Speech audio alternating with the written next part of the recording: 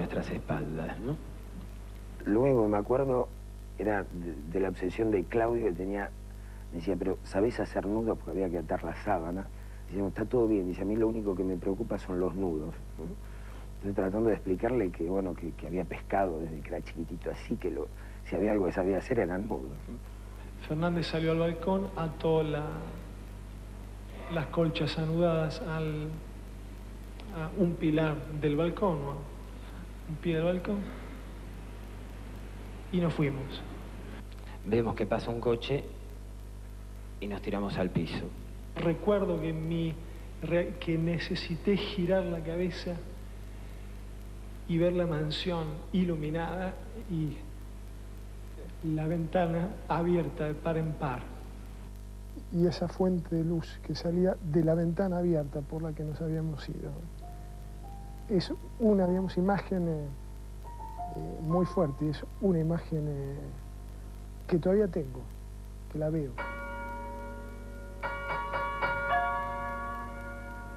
Y me doy vuelta para atrás y veo la ventana abierta, el rayo de luz que salía así en la noche y las sábanas que habíamos colgado que se movían así, todavía estaban en movimiento. Eso...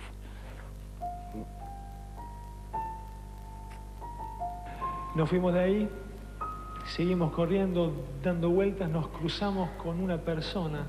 ¿Pero estaban vestidos o...? Desnudos, completamente desnudos. Yo con las dos manos esposadas. Habíamos sido pelados a cero días antes. Y en un determinado momento, cuando íbamos corriendo por la calle, vemos que enfrente venía un señor caminando con una valijita en la mano, que a medida que nos íbamos acercando iba disminuyendo el paso y nos miraba con, no sé, con los ojos asombrados. Se fue corriendo, casi se escondió detrás de un árbol. Nosotros pasamos de largo y se quedó así, ¿no? Mirando. Pasar 4 sombras de barbudos pelados, desnudos, esposados, algunos de ellos. Seguimos corriendo y llegamos a un garage, a una casa en construcción. En ese momento lo pierdo de vista Claudio Tamburrini y me quedo con García y con Russomano.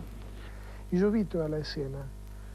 Yo vi a los 3 entrar en ese garage, pasó un tiempo. Entonces, bueno, discutimos, digo, la única posibilidad que nos queda es tocar timbre en una casa y desear que no nos denuncien. Y lo vi salir después a Guillermo Fernández, tocar el timbre en la casa de al lado. Varias veces y me atiende una señora por la ventana. Él cambia unas palabras con alguien, entra de nuevo en el garage y yo estaba viendo todo desde el otro lado de la calle. Y la señora trajo entonces desde el interior de la casa un pantalón y le dio dinero para que se trasladara. Me voy del lugar diciéndole a García y a Russomano que me esperaran, que iba a buscar el coche de mi tío que vivía cerca, en Castelar, y volvía. Llamo por teléfono al padre de García, avisándole que su hijo estaba en tal lugar y que lo fuera a buscar. Y aproximadamente a las 6 y pico, ya de madrugada, ya de día, era de día, en el mes de marzo, sentimos un coche, nos quedamos callados y en ese momento Carlos García empieza a decir en una voz un poco más alta de lo que la prudencia aconsejaba: me parece que es mi papá. Abre las puertas del garage, sale a la calle y lo vemos saltar casi, dar un grito: papá, papá. Sentimos desde adentro del garage: hijo, ¿qué te ha pasado? Abre la puerta del baúl, ahí se introduce Russomano. García y yo nos subimos al asiento trasero del coche, arrancamos y salimos de la zona. Durante toda una tarde, Guillermo y Claudio buscaron en vano la casa de la vecina que les había salvado la vida. La vecina esa obviamente sabía lo que estaba pasando en la zona. Escuchaba seguramente gritos, veía seguramente movimiento de autos, de helicópteros en la casa. Y de todas formas decidió ayudarnos. ¿Vos la volviste a ver, esa señora? No. No sé, fue el combate más duro seguramente que he tenido en mi vida. No voy a tener otro igual, en todo caso, respeto. Y sí, hay una cierta satisfacción, es cierto, claro. Poder haber ganado una partida que la teníamos perdida de entrada, ¿no? Y a pesar de todo, bueno, nos salió bien, tuvimos suerte. Tuvimos mucha suerte. Ahí adentro no hay ideologías, no hay antipatías personales, no, es ellos y nosotros, es yo contra ellos contra mí. Por eso yo decía antes que es una historia con final feliz, porque el último en reír fui yo. Y volví a jugar al fútbol.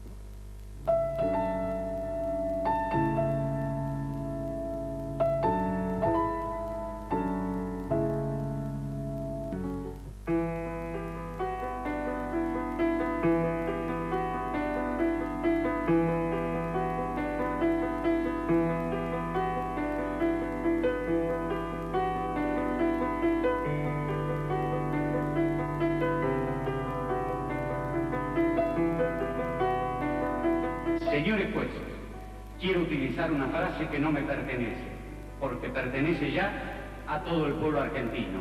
Señores jueces, nunca más.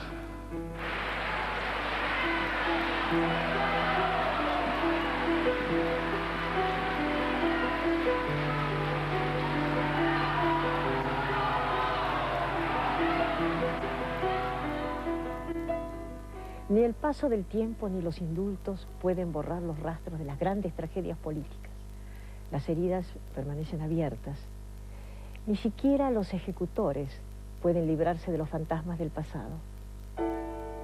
Videla, Macera y media docena de subordinados están hoy nuevamente bajo arresto domiciliario, acusados del robo de niños. El indulto fue absolutamente gratuito e inmoral.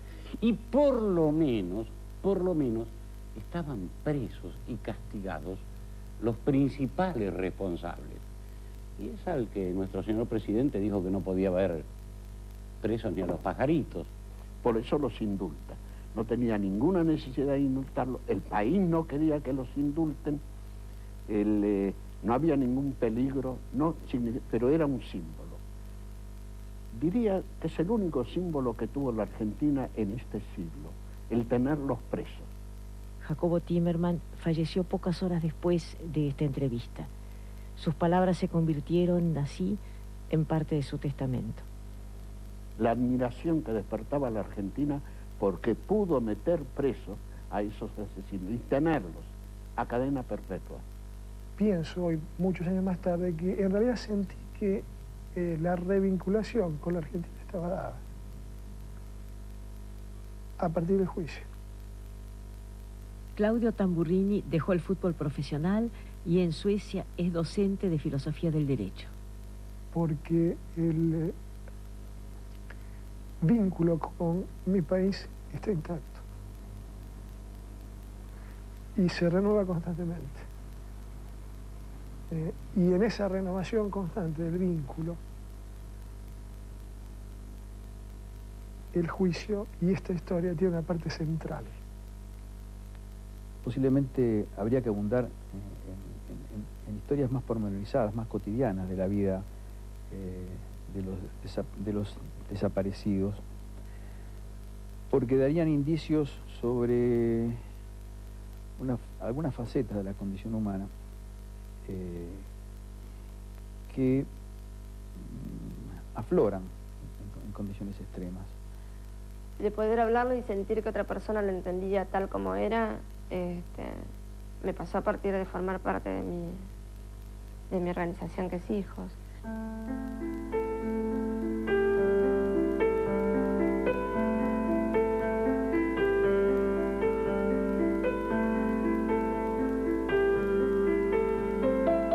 María Verónica tiene hoy 30 años, trabaja en un colegio, milita en Hijos y es madre de Luna, que acaba de cumplir 2 años. No, ni yo ni mi pareja tenemos padres, así que bueno, no sé todavía cómo se lo vamos a contar. No, yo supongo que naturalmente, qué sé yo, se la diré como son las cosas. De hecho, supongo que también, o sea, se dará cuenta más adelante de que así como otros tienen abuelos, ella no los tiene, y bueno, habrá que explicarle por qué no los tiene. Siempre me pareció importante que sepa desde siempre, de la misma forma que le he hablado en español desde que nació, le he ido contando así cosas, ahorrándole cierto horror, pero contándole las cosas como fueron también, ¿no? El dolor uno lo puede calmar, pero no olvidar. Yo siempre que veo en el diario las fotos de los desaparecidos, siempre lloro.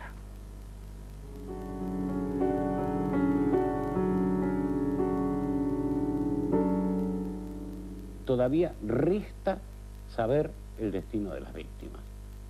Y no creo que no lo sepan. Además, la justicia española ha solicitado la extradición de un centenar de militares argentinos para juzgarlos por genocidio. En lo personal, por supuesto, defraudado sí, porque yo hubiera deseado que estos juicios que hicimos hubieran tenido el resultado para el cual nosotros trabajamos, hacer justicia y que quienes fueron responsables de estas violaciones estuvieran en la cárcel.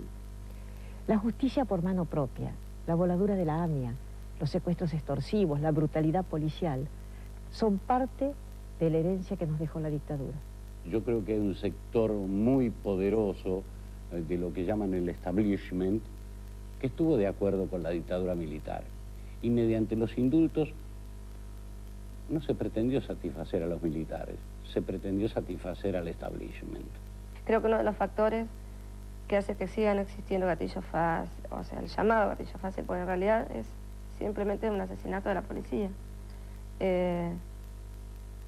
Bueno, y todo lo que está sucediendo ahora es producto de esto. No se castigaron los crímenes.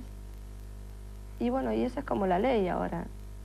Se mata y no se castiga. Esta sensación de impunidad precisamente es la causa del auge de la delincuencia en el país hoy, Total, si nadie sale castigado, ¿por qué voy a salir castigado yo? La policía de la provincia de Buenos Aires fue utilizada como un instrumento de la represión ilegal. Las comisarías de la provincia funcionaron como cárceles clandestinas de detención. Efectivos de la policía trabajaron en la desaparición de personas o en los apremios. Existieron los botines de guerra, las zonas liberadas. Esa ilegalidad en que quedó sumida la institución policial, esto demanda demanda años de recuperación. Rico, como jefe de seguridad de la provincia de Buenos Aires, me parece una cosa aborrecible que en un gobierno democrático lo tengamos ocupando un puesto tan importante como es la seguridad de todos los civiles. Los argentinos destruyen de día lo que Dios crea de noche. La dictadura pretendió borrar todas las huellas de las atrocidades cometidas, pero el olvido no existe. Siempre queda alguien vivo para contar la historia. Aunque parezca raro, es una parte de mi vida que yo valoro mucho. Y la casa es el escenario donde esta parte de mi vida que yo valoro mucho se desarrolló. Estas son heridas también que nos ayudan a seguir viviendo, ¿no?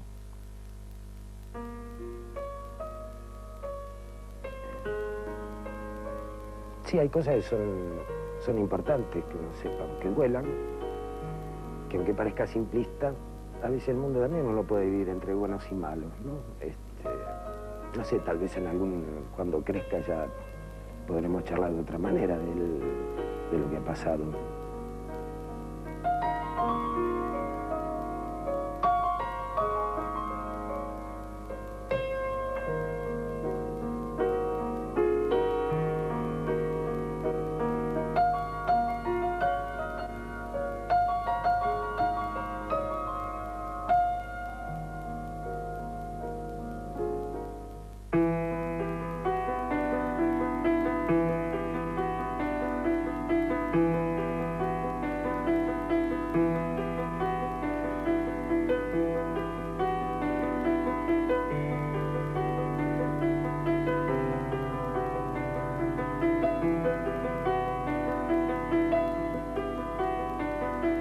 Auspiciaron este programa Aerolíneas Argentinas, como tiene que ser.